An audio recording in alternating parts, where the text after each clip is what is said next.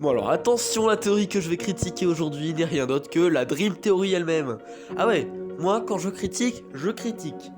Donc pourquoi je n'aime pas cette théorie? Bah parce qu'encore une fois, ça enlève l'horreur de FNAF, hein. Le côté que c'est juste un rêve, il y a beaucoup de jeux qui se tournent sur ça maintenant, le fait qu'en fait tu te réveilles et que ça soit juste un rêve que tu aies imaginé. Et je trouve en fait que tu as plus ce côté où ça se passe dans notre monde. C'est juste le rêve d'un enfant, d'ailleurs je ne sais plus exactement de qui c'est le rêve, dites-moi en commentaire. Mais, bah par exemple, The Joy of Creation, lui est un excellent jeu qui mêle un peu ça et réaliste. Puisque, comme on le sait dans le jeu, on joue Scout Cotton et les animatroniques viennent nous attaquer. Donc, je trouve que c'est un mélange entre le côté réel de Scout Cotton et les animatroniques du jeu qui viennent dans notre monde. Et là, je trouve ça génial.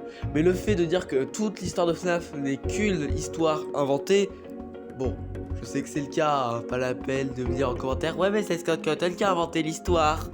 Oui, mais pour moi, dans le jeu, voilà, on se dit pas « Ah là là, c'est une histoire inventée !»